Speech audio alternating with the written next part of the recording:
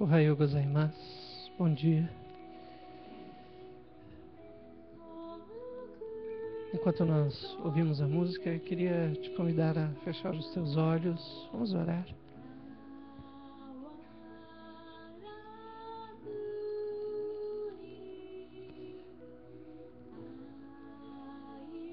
Aproveite a música para entrar na presença de Deus.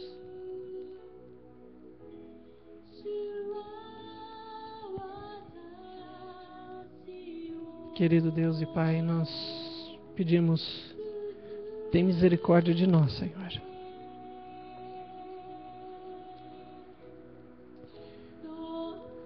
Senhor, que Teu amor e a Tua misericórdia, Senhor, se estendam sobre as nossas vidas agora, Pai.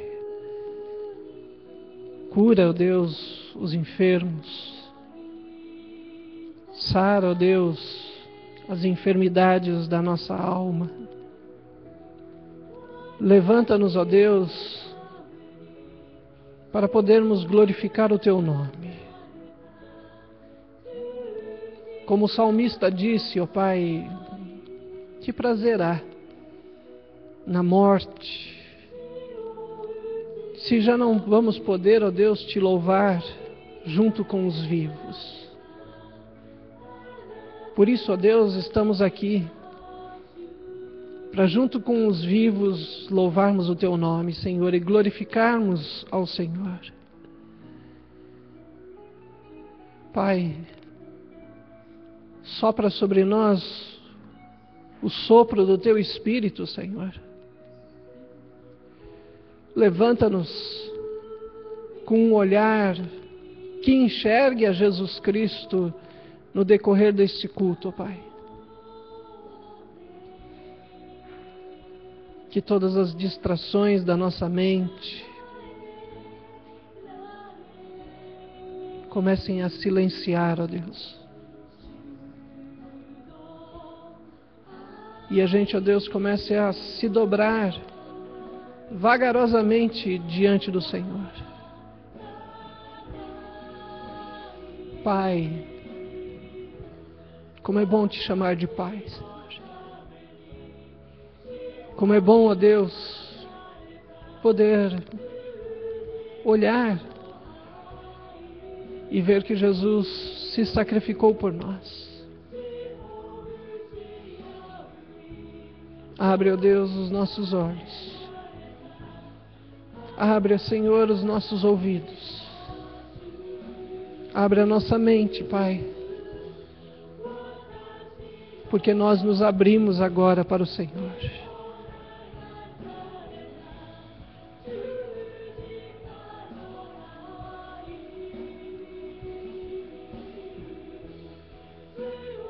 Abrimos, ó Deus, nosso coração. Senta no trono do nosso coração, Senhor. Em nome de Jesus. Amém, Senhor. Eu queria te convidar a você abrir a sua Bíblia em Mateus capítulo 4, versículo 1.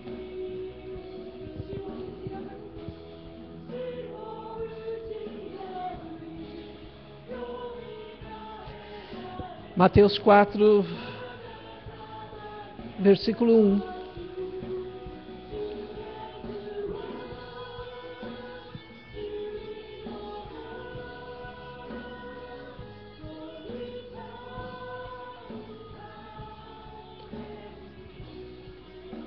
Eu sei que você já conhece essa passagem. Eu sei que você já leu essa passagem, não uma, não duas, mas muitas vezes. Mas eu gostaria que você olhasse para ela. Leia ela com os teus olhos.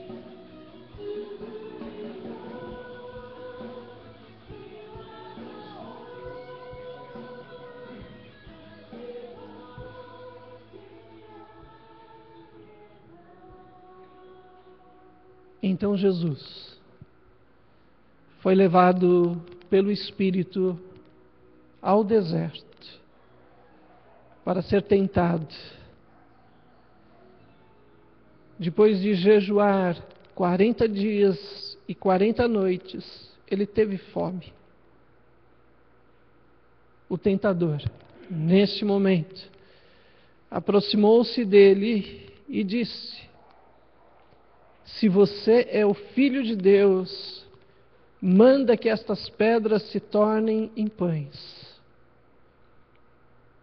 Jesus respondeu: está escrito, nem só de pão viverá o homem, mas de toda a palavra que procede da boca de Deus.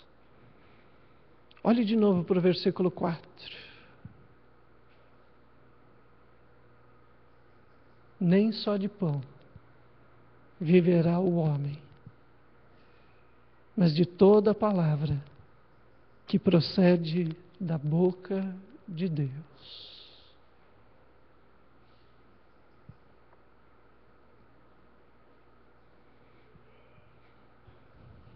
Sérgio, você pode orar para nós, por favor?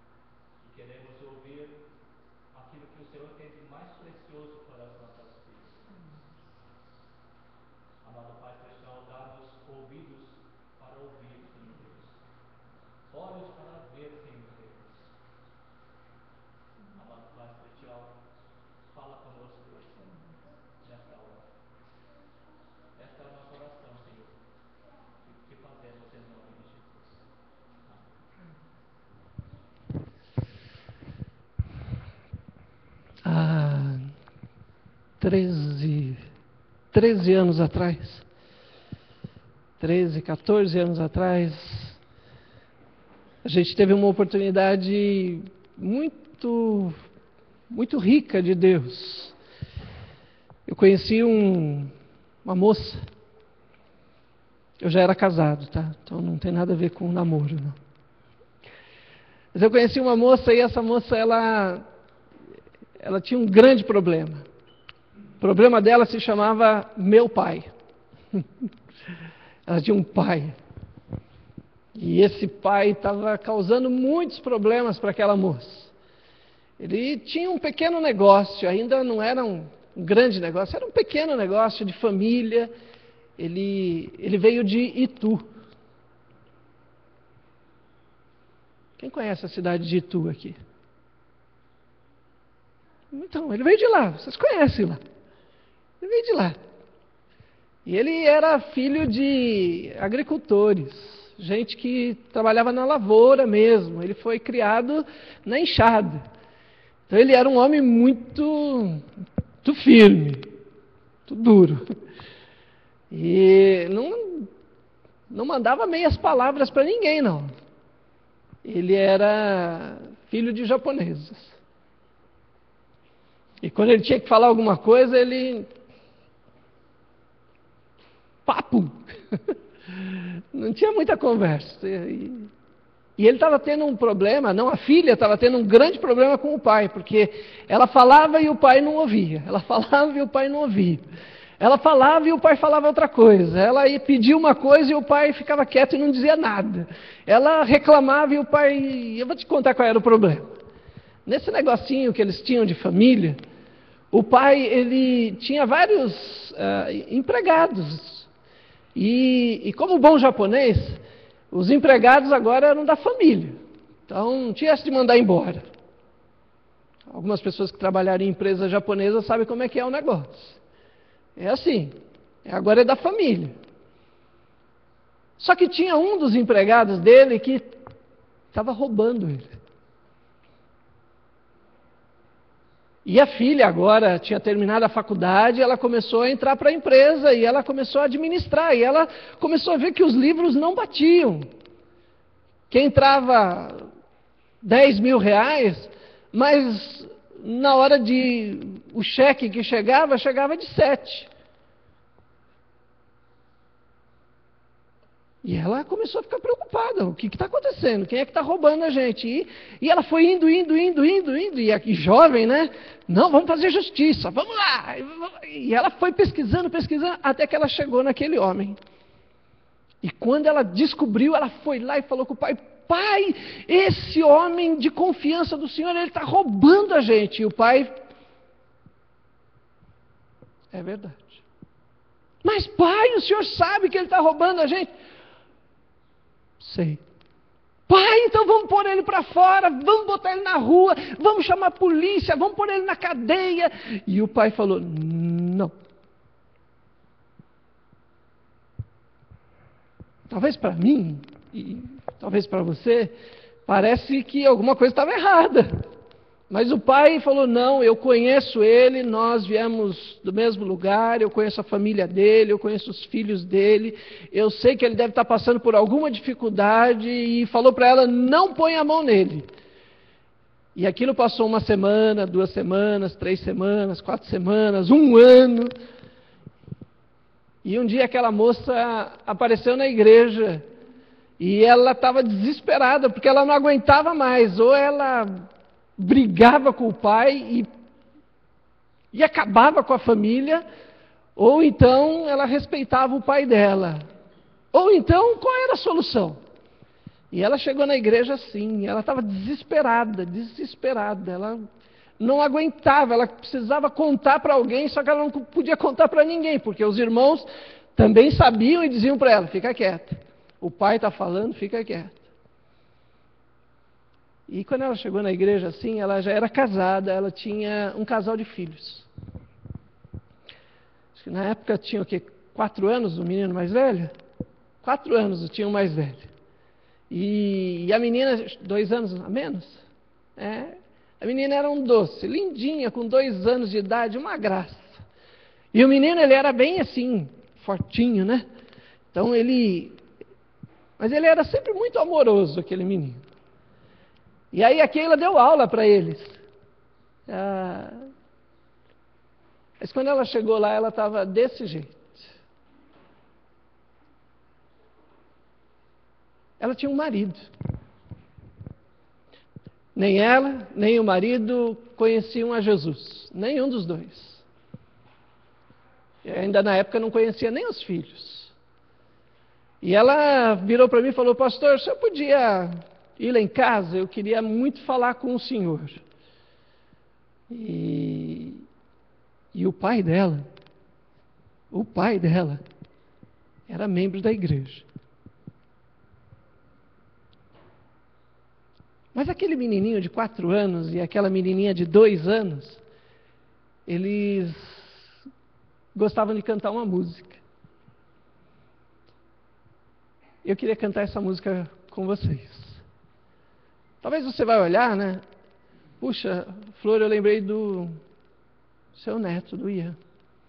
Falei, porque se ele tivesse aqui, essa música ia dar certinho para ele. Porque a música diz assim: quando a minha avó era criança, ela cantava assim. E quando a minha mãe era criança, ela também cantava assim. E hoje eu sou criança, eu também canto assim. Então, quem nasceu em lar evangélico, Fábio, talvez a sua avó cantava essa música. Sua mãe com certeza cantou essa música em algum momento, eu tenho certeza. E você também vai cantar essa música hoje. A música é essa aqui.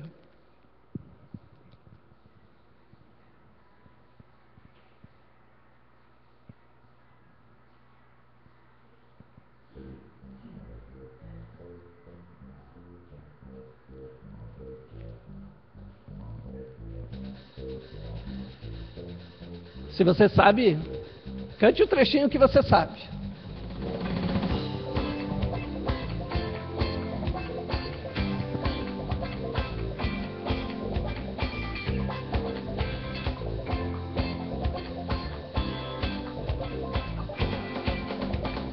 Quando a minha avó era criança, ela cantava assim. Quando a minha avó era criança, ela cantava assim. Parte eu sei que você sabe. 3 palavrinhas só, eu aprendi de cor.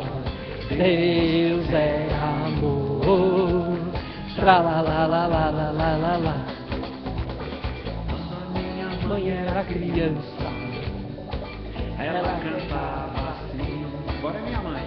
Quando a minha mãe era criança, ela cantava assim. 3 palavrinhas só, eu aprendi de cor. Deus é amor. Tra la la la la la la la. Agora você vai colocar o seu nome nessa música, tá bom? Quando você era criança, então coloca o seu nome. Quando o balão era criança, ele cantava assim. Agora vocês, vai. Quando o balão era criança, ele cantava assim. 3 palavrinhas, vai. 3 palavrinhas só, eu aprendi de cor. Deus é amor. Tra la la la la la la la. Tra la la la la la la la. Tra la la la la la la la. Tra la la la la la la la.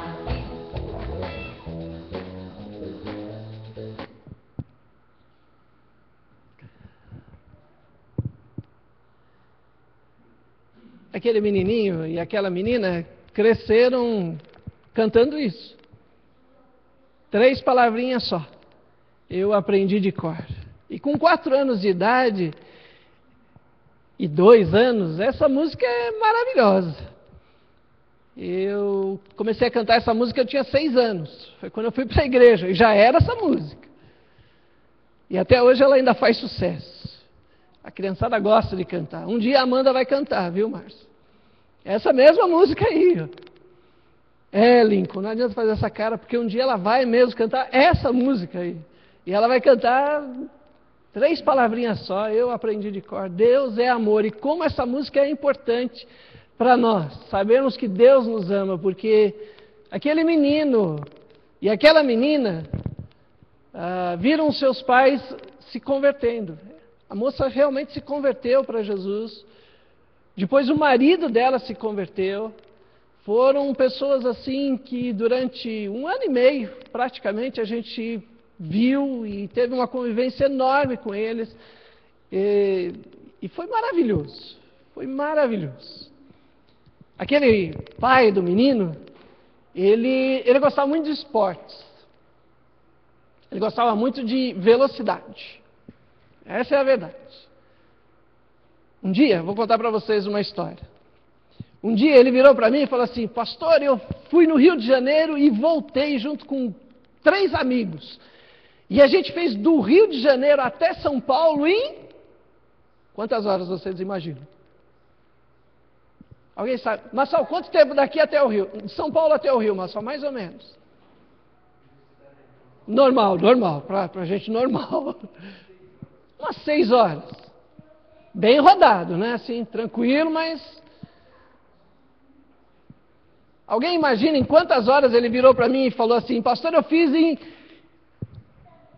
Imagina que a minha cara ficou assim branca.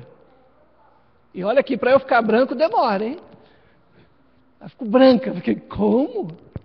Ele disse para mim assim, pastor, eu e mais 3, nós entramos num Passat, aquele Passat alemão, e a gente fez do Rio até São Paulo, pastor, e nós fizemos em 3 horas. Eu fiquei olhando para a cara dele assim, eu devia dar glória a Deus ou eu devia cair de joelho e agradecer? O que é isso, meu irmão? O que aconteceu? Não, pastor, o carro anda muito, eu gosto muito de velocidade, eu vim e todos nós viemos, foi voando. Aí eu perguntei para ele, mas e a polícia? Ah, não sei, eu não vi a polícia. Ele adorava a velocidade, ele adorava. E um dia, ele gostava muito mesmo de velocidade, e esses mesmos amigos dele mudaram. Vamos comprar moto? Deixa eu olhar para o Dalton. Vamos comprar moto? Vamos comprar moto. E aí os 4 amigos, ele e mais 3, compraram moto.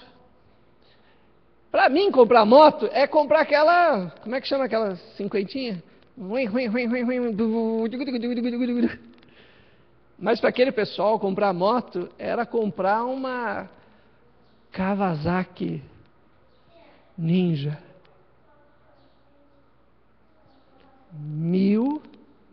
1.100, é isso? 1.100. De 0 a 200 em 7 segundos. E aí os 4 apareceram com os motão, né? E foram lá na frente da igreja. Ligaram. Pastor, a gente comprou umas motos e não sei o quê, e eu e meus amigos, o senhor podia orar pela gente? Eu falei, como é que é? Vocês compram um monstro desse e eu que tenho que orar por vocês? Vocês estão brincando comigo. E eles compraram aquelas motos e vieram. Gente, a rua parou. Quando eles aceleravam, eu tinha que tapar os ouvidos. E aí eles foram lá e, vamos lá. E eles começaram a passear de moto. Nessa altura, o menininho que cantava 3 palavrinhas só, tinha 5 anos. Cantando 3 palavrinhas só, eu aprendi de cor. Um dia, era sábado. Sábado bonito, igual o nosso assim agora, azulzinho, céu limpo. Não é, Lincoln? Se a gente pegar ali na Bandeirantes, vai ter um monte de motoqueiro, não tem? É o dia certo para o pessoal sair de moto e sair rasgando, né? E eles foram passear. Eles foram passear de moto na região de Amparo. Quantos conhecem a região de Amparo? Bonitinho, não é? Não é um lugar bonito? Se eu tivesse Satoshi aqui, eu ia perguntar para ele, Satoshi conhece um restaurante bom lá? Depois você pergunta para o Satoshi, tem um restaurante bom lá. Lugar bonito, umas ruas assim, né, que vai subindo, depois vai descendo, umas curvas lindas e tal, e o menininho cantando 3 palavrinhas só, eu aprendi de cor, uma família agora que se converteu, e a vida vai beleza, e está tudo bem, os negócios estão indo bem, ele acabou de adquirir, faziam 2 meses, uma loja, essa loja era uma loja de produtos de jardinagem, e ele tinha conseguido uma concessão de, como é que chama aquele negócio, como é que chama ali com aquela de cortar boa alemã? Steel. E ele tinha conseguido a concessão da Steel alemã para o Brasil. Uau! Sim, a empresa alemã despejou na mão dele não sei quantos $1.000 para que ele pudesse reformar a loja, colocar um letreiro e fazer uma propaganda. A empresa alemã tinha despejado uma centena lá de dólares, de $1.000, e ele estava assim, feliz da vida, tudo ia muito bem, até o dia que eles saíram para passear e foram andar de moto em Amparo. E E o menininho que cantava 3 palavrinhas só, recebeu a notícia de que o pai dele tinha morrido num acidente de moto.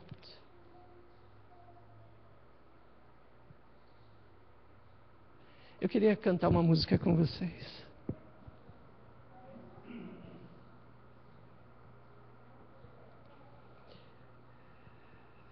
Essa música me lembra sempre o Satoshi.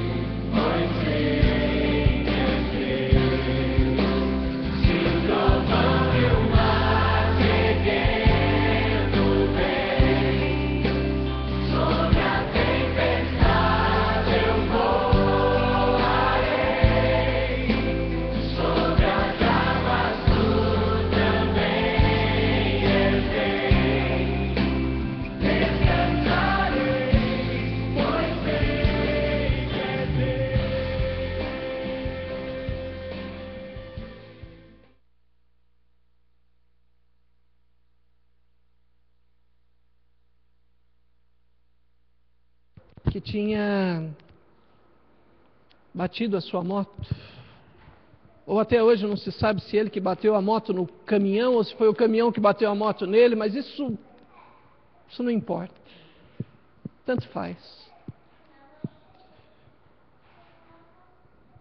Naquela madrugada, a gente recebeu um telefonema e o irmão dessa moça ligou para mim e falou: pastor, o rapaz acabou de morrer. E eu não tenho condições de ir lá.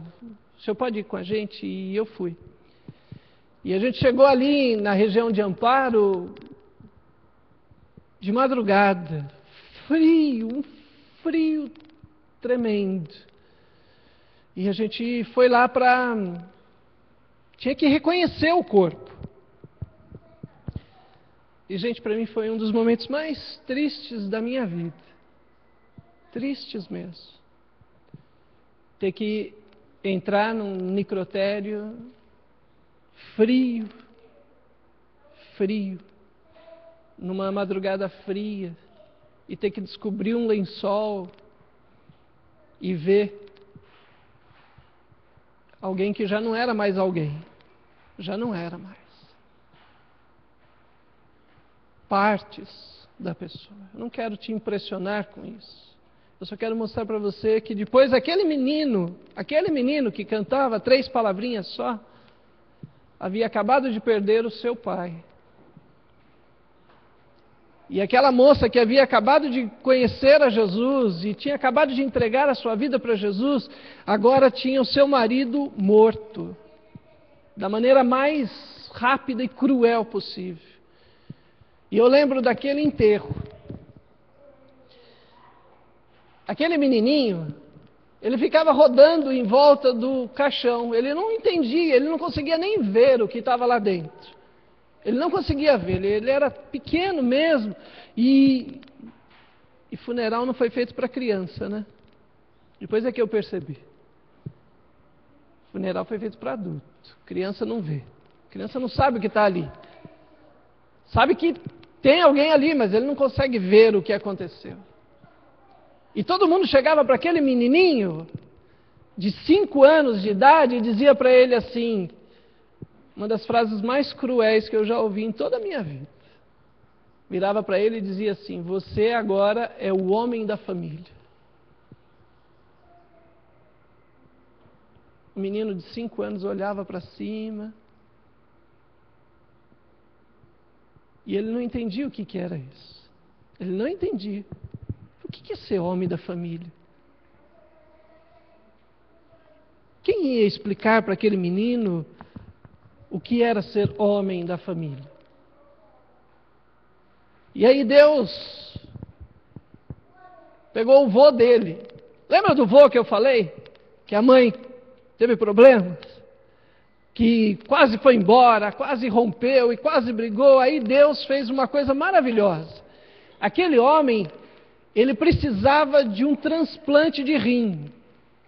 Já tinha passado da época de receber um transplante de rim, ele já não conseguia mais fazer hemodiálise. Você já viu alguém fazendo hemodiálise?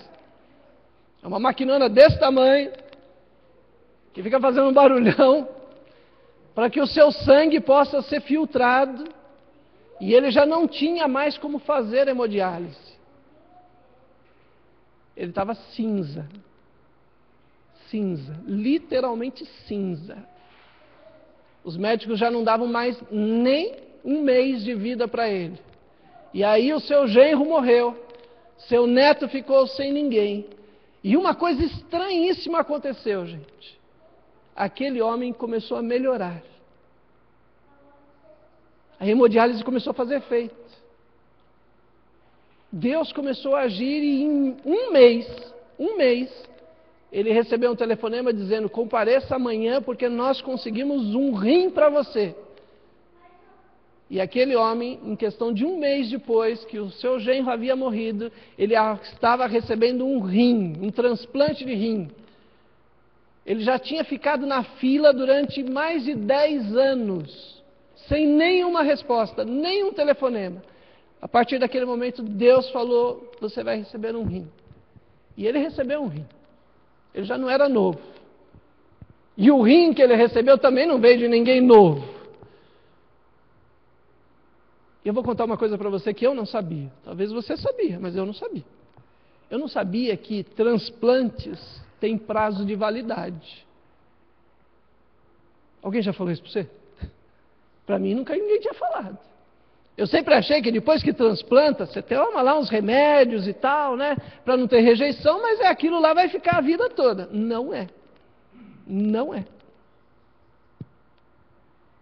Rins e fígado, os médicos dão, no máximo, 10 anos para que ele funcione perfeitamente. Depois dos 10 anos é só declínio. Aquele homem recebeu um rim, saiu de lá e começou a criar o neto dele. Aquele neto que a filha não queria nem que chegasse perto dele. Não, meu pai vai ensinar um monte de coisa ruim para ele, vai ensinar essas coisas que não se deve. Não, não quero. E o pai dela começou a criar o neto. E foi criando o neto, foi educando o neto. E acontece uma coisa maravilhosa, né? Com quem é vô. Vô já não tem mais as neuroses de criar o filho. Porque filho é uma neurose criar. Não é mais ou menos isso, Cátia? A gente fica com uma dor de cabeça. Será que vai educar bem? Será que não vai? Será que vai ser bom? Será que vai ser gente boa? E neto não. Já observou? É uma coisa legal. E ele começou a criar sem aquelas preocupações. E foi criando neto. Passou-se 12 anos. O rim dele já estava vencido com 10. E Deus ainda deu mais 2 anos para ele.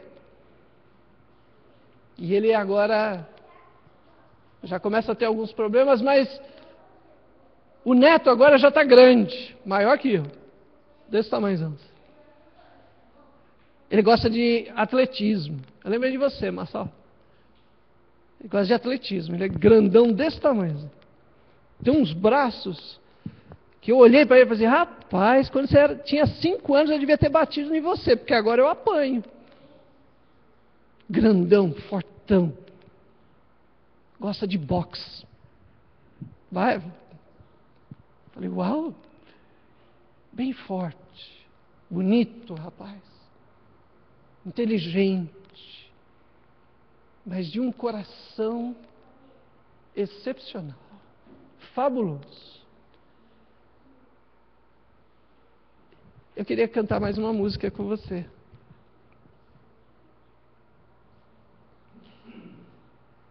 Essa agora, eu queria que você ouvisse. Talvez você não saiba essa música, não precisa se preocupar. Mas eu queria muito que você ouvisse a letra dessa música. Escute a letra dela. Deus chorou lá no Éden por seus filhos. Deus chorou por achá-los tão estranhos. Deus chorou nesse pranto tão sentido. Adivinhou que a semente do pecado germinou. Deus chorou comovido ao contemplar Jerusalém. Sua eleita agora é terra de ninguém. Rejeitou o seu Senhor e o seu Rei. Deus chorou pelo povo no Egito. Deus chorou por escravos e seus gritos. Deus chorou.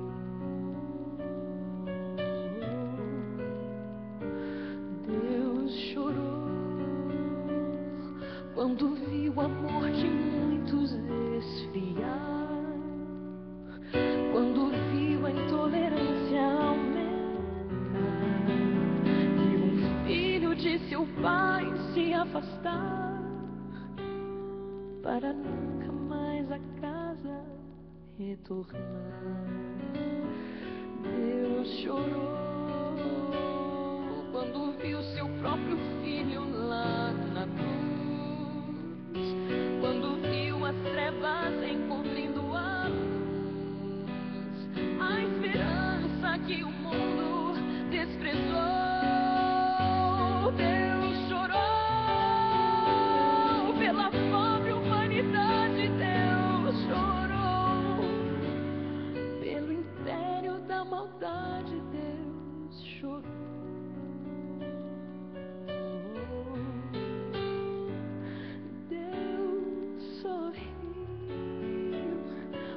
Grande mar vermelho se abriu, quando a força lá no céu se fez notar. Deus sorriu,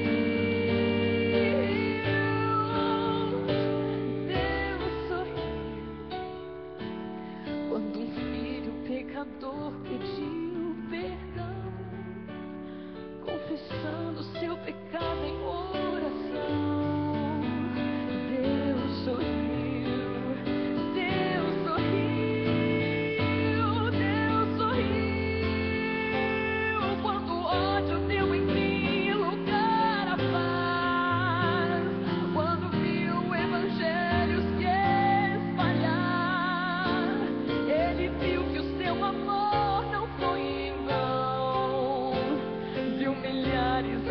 buscando a salvação. E no dia que você o aceitou, Deus chorou e sorriu.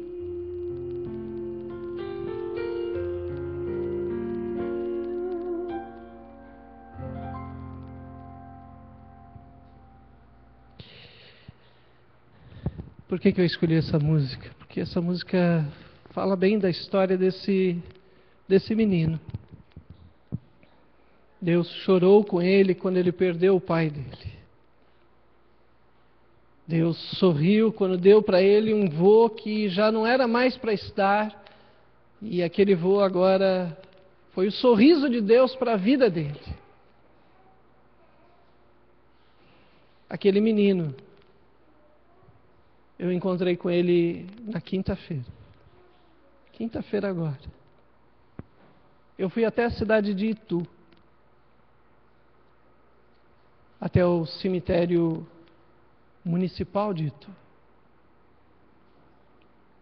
onde está enterrada a família do avô dele. O avô dele faleceu essa semana.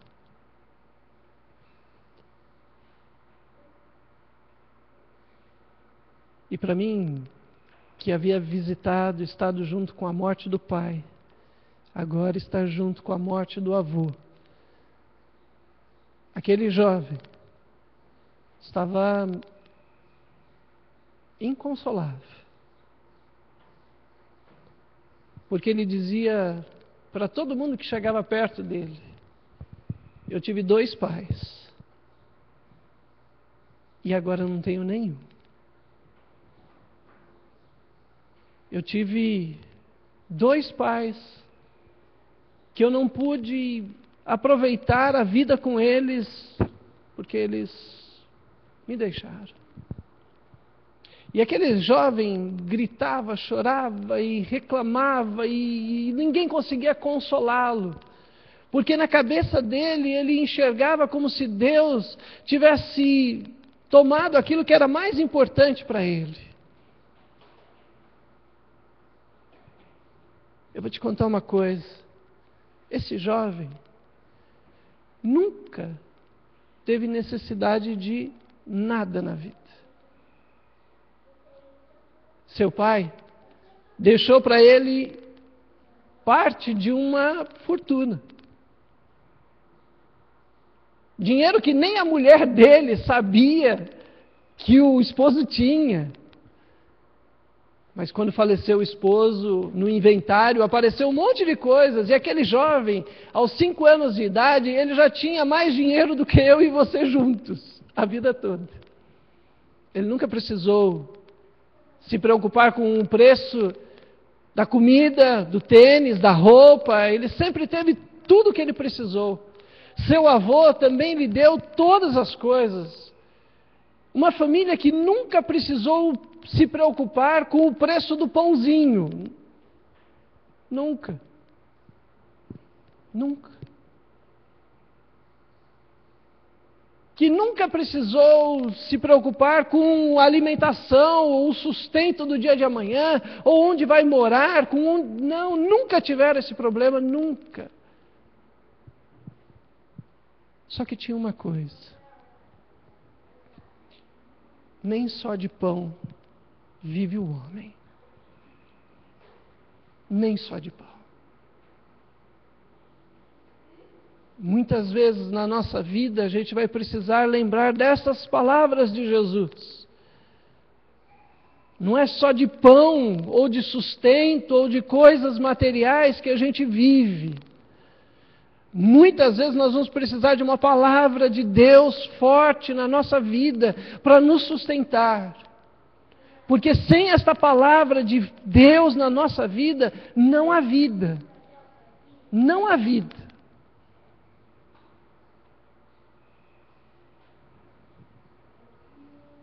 Aquele jovem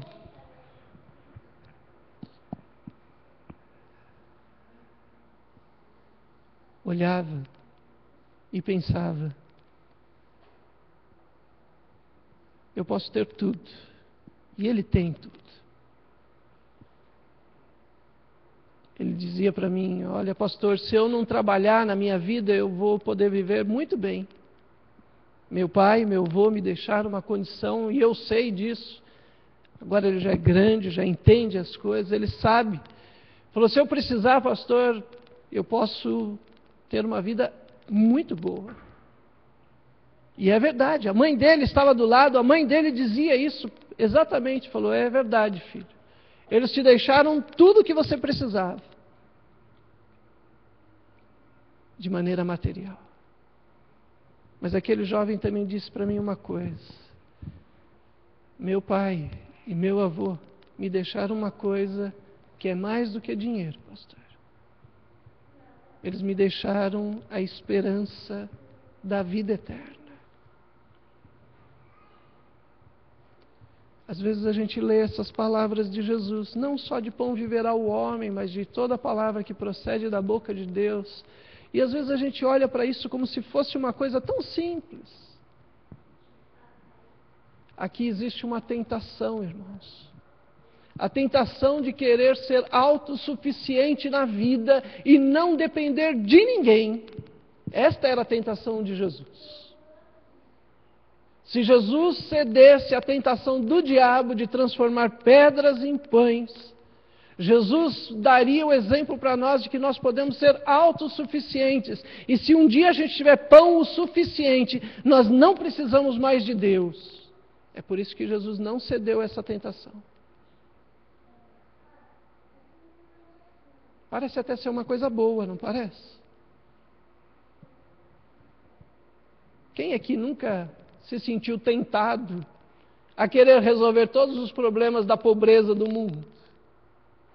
Se eu pudesse, se eu ganhasse na loto, eu ia resolver o problema do Nordeste, ia pôr água para todo mundo em Canadá lá. Tentação de querer ser e fazer as coisas sozinho, por conta própria. Mas aquele jovem mostrou para mim uma coisa: não importa se você tiver tudo, se você não tiver Jesus, tudo que você tiver vale nada. Você pode até ter a capacidade de transformar as coisas, de gerar riqueza, de não dar trabalho para ninguém, de ser autossuficiente enquanto você quiser. Você pode ter essa capacidade? Pode. Eu estava ali do lado de um jovem que tinha toda essa capacidade. O problema é se toda essa capacidade te afastar de Deus, então toda essa capacidade não serve para nada. Você cedeu à tentação que Jesus venceu pela palavra dele.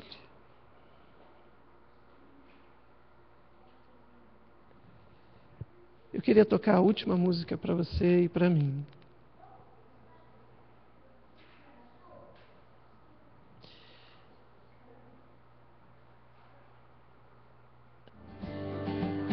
Não quero viver pensando no amanhã.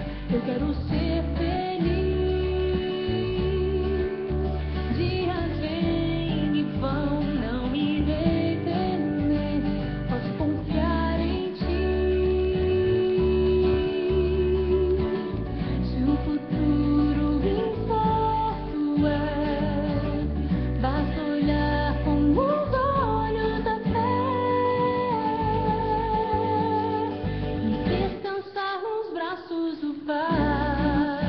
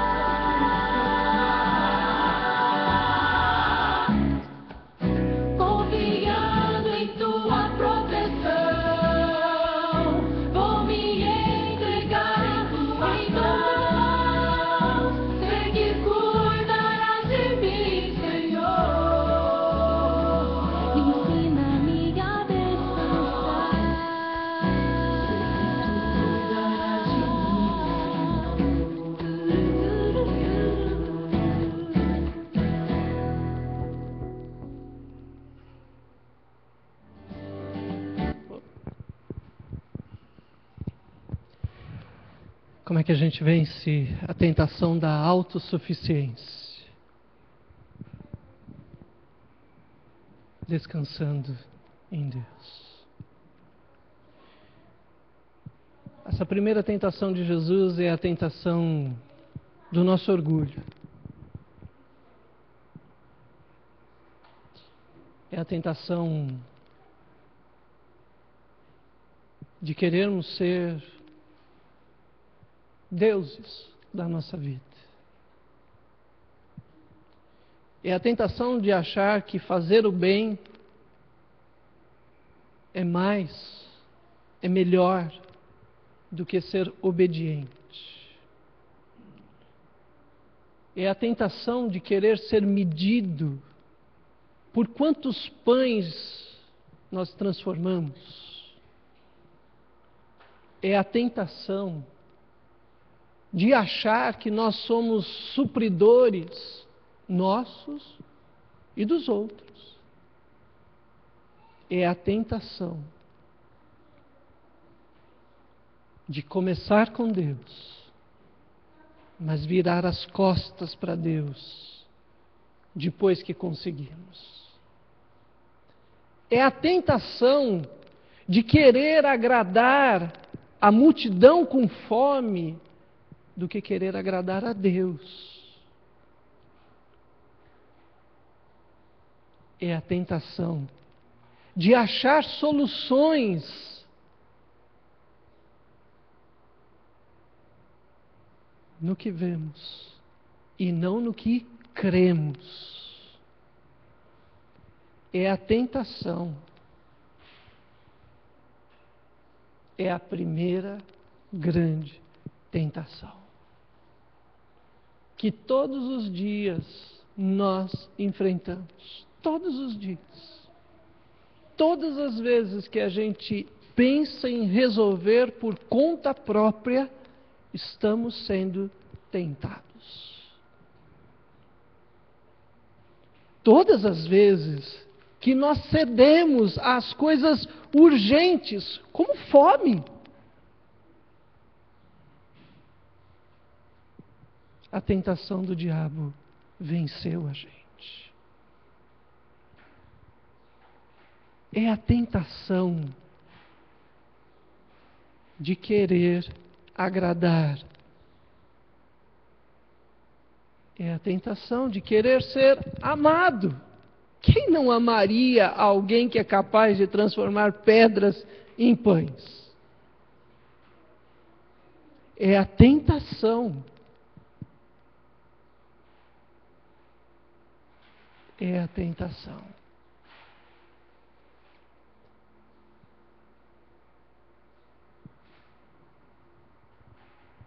Essa é a tentação do momento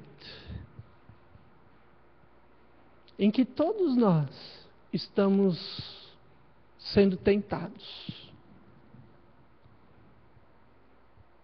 Cada minuto, cada decisão, cada palavra, cada gesto, estamos sendo tentados do mesmo jeito.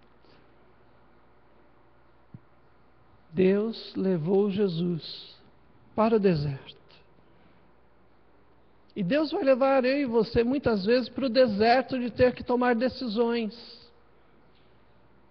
É um deserto.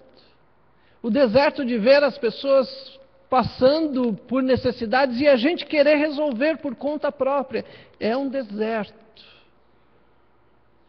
Cuidado com o deserto. Você não está sozinho nele. O diabo está lá. Mas Deus também está lá. Lembre-se daquilo que você aprendeu das 3 palavrinhas. Lembra? Quando a gente era pequeno, que a gente cantava 3 palavrinhas só, eu aprendi de cor. Deus é amor. Jesus sabia disso.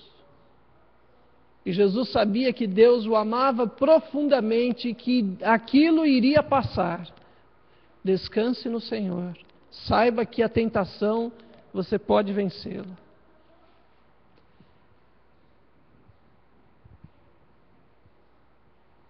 Eu queria ler uma última passagem, João, capítulo 21.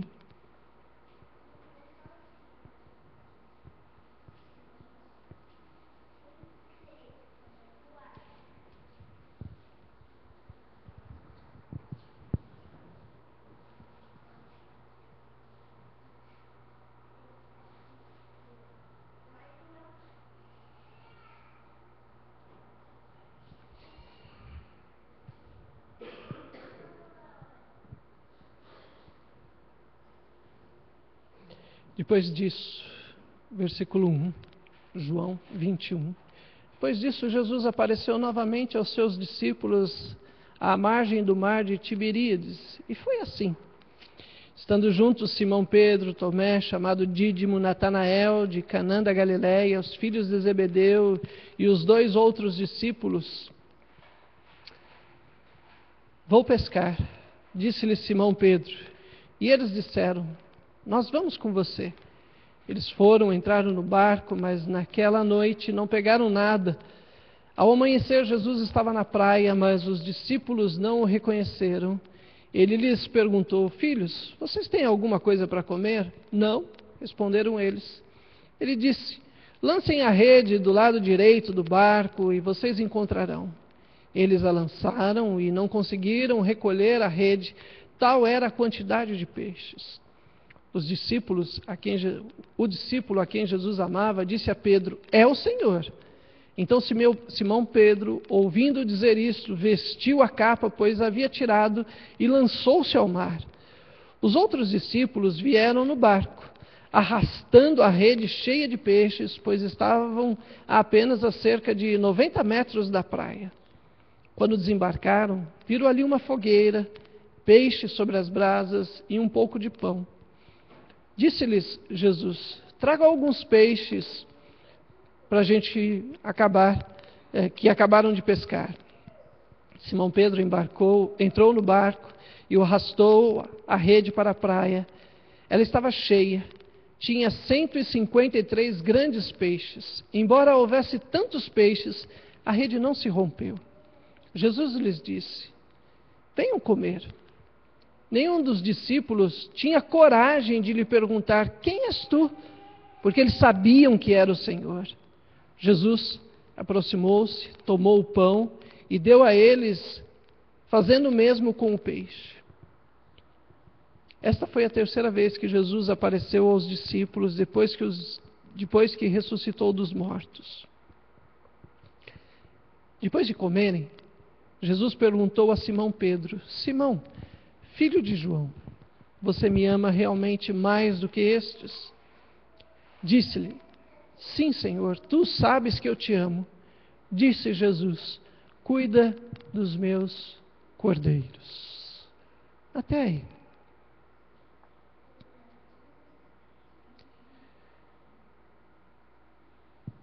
Da onde Jesus trouxe o pão que eles comem na fogueira?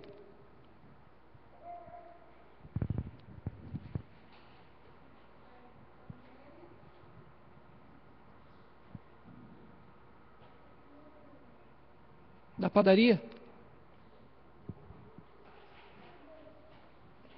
Das casas em volta? Para Jesus nunca foi problema encontrar pão, transformar pão, multiplicar pão. Nunca foi. Depois da sua ressurreição, não é nenhum problema para ele ter pão. E nem lá na tentação do deserto também era problema para ele, ele não tinha poder para fazer, não. E tinha, e pão durante todo o seu ministério é a coisa mais simples que existe. Ele alimenta pessoas e multidões com pão tranquilamente. Mas no meio de tudo isso, Jesus faz uma pergunta que é a pergunta que eu acho que Jesus faz para nós também nesta manhã e na nossa vida. Você me ama mais do que o pão ou não? Você me ama mais do que a fogueira, mais do que o barco, mais do que os 100 peixes. Você me ama mais do que a roupa que você usa. Você me ama, Pedro, mais do que a estes? Eu acho, irmãos, que a grande pergunta de Deus para nós não é se nós temos pão ou não, é se nós temos amor ou não. Amor por Ele. E pense um minutinho só. Para nós é sempre muito fácil amar Jesus. A gente acha que é a coisa mais fácil do mundo. Mas não é. Amar Jesus é um grande desafio. Jesus aqui não tem seguidores, todo mundo havia abandonado Ele. Jesus aqui não tem plateia, todo mundo tinha ido embora. Jesus aqui não tem ninguém para aplaudir Ele. Jesus não tem nada. Tudo que Ele tem é um pedido. Você me ama? Ou ama mais a estes, o pão, a fogueira, que você ama? Feche os teus olhos. Eu gostaria de deixar essa pergunta com você. Porque na hora da tentação, essa vai ser a pergunta. Você me ama?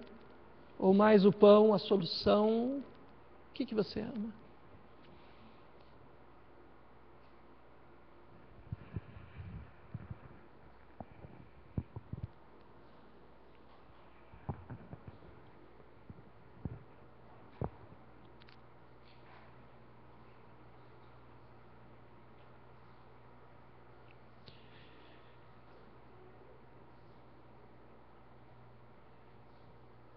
Apenas escute a música e ore ao Senhor. Ore a Deus. Não se preocupe com a música. Você ama Jesus? Ama as palavras dele?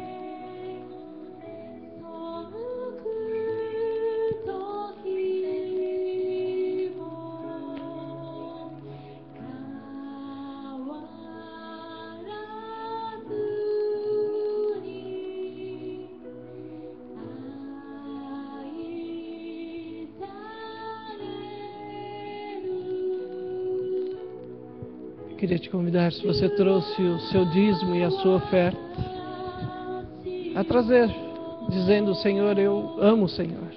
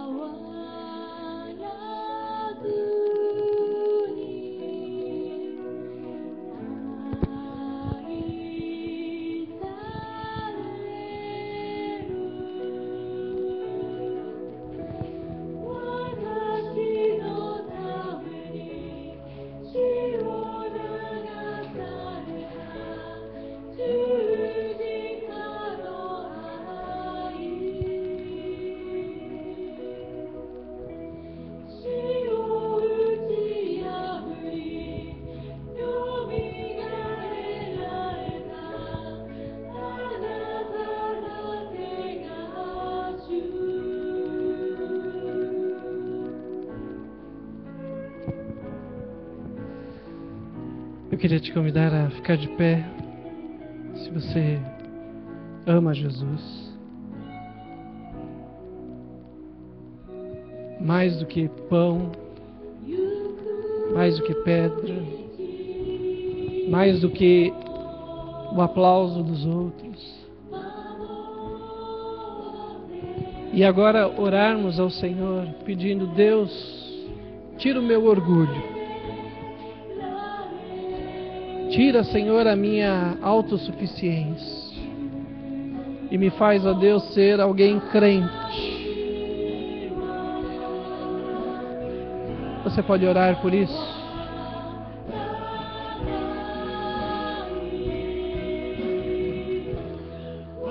Porque no fundo, a grande tentação nossa é orgulho. Somos orgulhosos demais. Soberbos demais.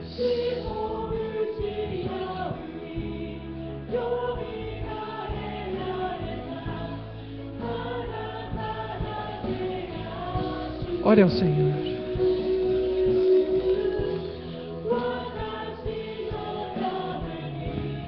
Pai bendito, nós te louvamos, porque o Senhor quebra o nosso orgulho, quando nos faz dependentes do Senhor. Pai, obrigado, porque o pão de cada dia, o Senhor é quem nos dá hoje. Obrigado a Deus, porque nós podemos confiar no Senhor e não em nós mesmos. Obrigado a Deus, porque a gente pode viver para o Senhor e não vivermos para nós mesmos. Obrigado, Senhor, porque se abriu uma porta em Cristo Jesus, que a gente não precisa mais viver apenas e exclusivamente tudo para nós, mas agora, Deus, a gente pode viver para o Senhor, porque as palavras de vida eterna são tuas, ó Pai. Muito obrigado, Senhor, em nome de Jesus. Amém, ó Pai. Eu queria te convidar a dar a mão para a pessoa que está do teu lado.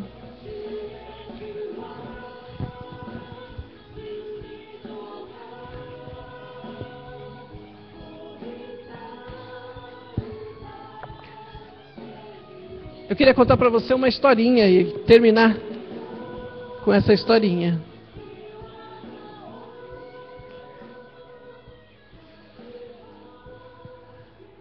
Imagina que você, saindo daqui, você vai encontrar alguém e você vai olhar para essa pessoa e você vai olhar para ela e vai gostar muito dela. Imagina que você vai gostar tanto dessa pessoa que você vai pegar na mão dela e vai ficar com ela. E onde ela for, você vai junto. Imagina que essa pessoa agora é a pessoa mais importante para você. Quando ela tem fome, você dá um jeito de arrumar comida para ela. Imagina que quando ela quer comprar um sapato novo, você olha para ela e fala assim: é verdade, seu sapato está ruim, eu vou te comprar um sapato novo. Imagina que quando você sai com essa pessoa, ela passa em frente à doceria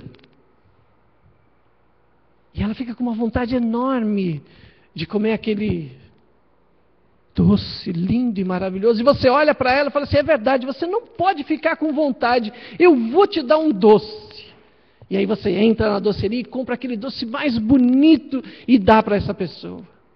Imagina que essa pessoa, tudo que alguém fala mal dela, você logo diz: é verdade, você é tão boa, as pessoas não podem falar mal de você. Mesmo que as pessoas tenham razão, às vezes, não, você é a pessoa que eu gosto tanto de você que ninguém pode falar mal de você. E se falar mal, eu vou lá e tiro satisfação. Imagina que mesmo quando essa pessoa erra, você olha para ela e diz: não foi nada, logo as pessoas vão esquecer. Imagina que você agora dorme, acorda e a pessoa que você sempre lembra, assim que você acorda de manhã, é essa pessoa. Imagina que agora tudo que essa pessoa quer você faz e não pergunta nada.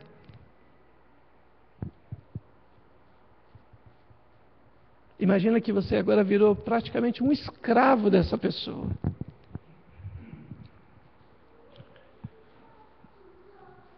Isso está certo ou está errado? Esse tipo de servidão.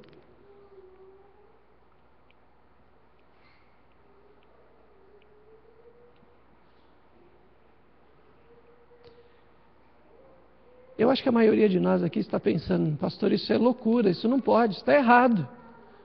Ninguém pode fazer tudo o que o outro quer. Não pode, pastor. A gente precisa ter um pouco de equilíbrio, a gente precisa ter Deus no coração, porque senão a gente vai fazer tudo o que o outro quer, a gente vai acabar sendo um escravo. Agora eu queria te contar uma coisa. E se essa pessoa fosse você mesmo? E você faz tudo o que você quer, do jeito que você quer, e só para você. Ainda está errado? Fecha os teus olhos. É por isso que você e eu precisamos de Deus. Porque senão nós vamos fazer tudo o que a gente quer, por um único motivo, porque a gente se ama. Mais do que a gente ama a Deus. É por isso que a gente precisa de Deus. Deus, que a tua bênção de Deus Pai, Deus Filho e Deus Espírito Santo não nos deixe ser escravos nem do mundo, nem do diabo e nem de nós mesmos, Senhor. Porque um dia nós demos a nossa vida para o Senhor. Que a gente nunca ceda às tentações, sejam elas do diabo ou sejam elas de nós mesmos. Que esta bênção, ó Deus, seja renovada sobre nós a cada manhã, em nome de Jesus. Amém, Senhor. Um abraço na pessoa que está do teu lado, desejo para ela uma boa semana.